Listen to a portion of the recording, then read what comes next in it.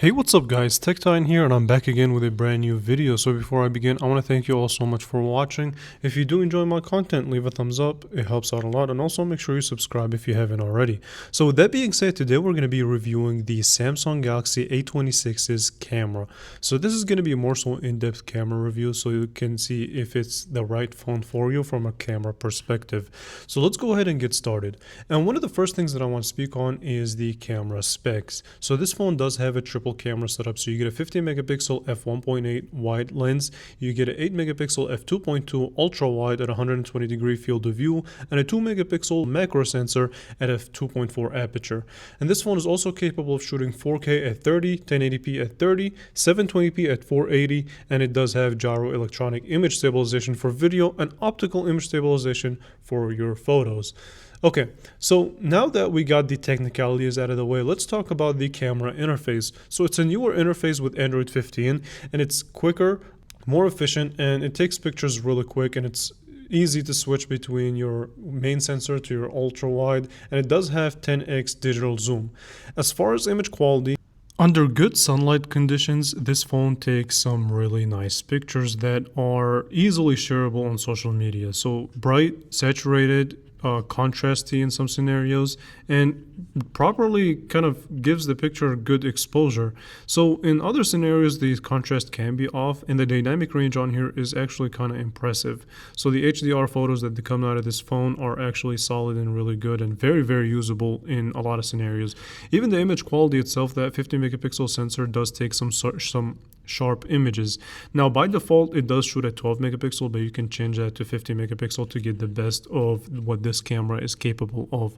And bokeh effect is decent. Again, my thing is that this phone is definitely sharper than the previous generation. It is, I don't want to say noticeably better, but it's definitely a step up and there's an improvement on here. So I would not really be too mad or too upset about this phone's main camera when it comes to taking pictures in bright sunlight conditions. It does a really good job. Even when you're trying to take pictures of effects and reflections, it does decent. It may not be as punchy and the contrast may not quite be there sometimes, but overall though, even when it comes to taking pictures of buildings and things like that, this phone does a pretty spectacular job. The shadows on here can be a hit or miss, but that's to be expected. It still is a $299 phone, and for that it's definitely impressive. The 10x digital zoom is there if you ever need it. Now obviously keep an expectation that the image quality with that 10x digital zoom is going to take a fat hit, and even when you switch to the ultra wide, this phone is not going to be as good as the main sensor, and that's again to be expected. Lower resolution and a lower quality picture. And so the selfie camera on here did receive a fair improvement, so it does a better job in keeping a natural look when you're taking selfies. As far as kind of moving on to lower light conditions, this phone is obviously going to struggle, but it does hold its own under fair lighting conditions. Moving on to even darker conditions, this phone does have a night mode. Now before the night mode, this picture looks kind of darkened, and after the night mode, it will give you a brighter picture that is better, but more artificial, if that makes sense. So as far as video is concerned, this phone also shoots a really nice videos if you want to use it as a kind of your first camera to start your social media campaign, or like if you want to start YouTube, TikTok, or whatever social media you're into, it will do decent, especially in the main sensor. So again, like I said, it can shoot 4K at 30 frames per second or 1080p, or even 720p super slow-mo if needed. Now, the cool thing about this phone's video capability, and other Samsung phones have this, I know, but what I like is how you can switch between your main sensor to your ultra wide to your selfie camera. Now keep in mind that you can only do that when you're shooting in 1080p. 4K will just not let you, just because of how much crop it will give. But yeah, here's the video sample. Check it out, and we'll get back with some final words. Hey, what's up guys, TechTime here, and this is your video quality test of the Samsung Galaxy A26. Now a couple things that I want to speak on when it comes to the video capability of this phone is that it does shoot 4K at 30 frames per second. It also has 1080p 60 or 30. Now the advantages of shooting 1080p at 30 frames per second is you can switch between your main sensor wide all in the same kind of, while still taking the same video, so you don't have to pause and change the resolution and do anything like that.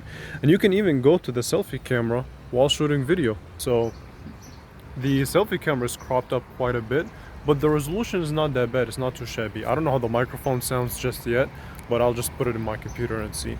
But if you do shoot in 4K, you only have the ability to shoot at the main sensor, and it is quite cropped up, so keep that in mind. However, not too bad. The sky might be a little bit overexposed, so when you kind of point it down and point it back up, so it's not as quick as properly exposing the video, but for a $299 phone, that's not too bad, right? Cool. So if I were to leave you guys with some sort of a final thought, it would be this. Is it worth spending $299 on the A26 strictly for the camera? I think that it's a great camera, but I think also that the competition for $299 in the camera department has also stepped up quite a bit.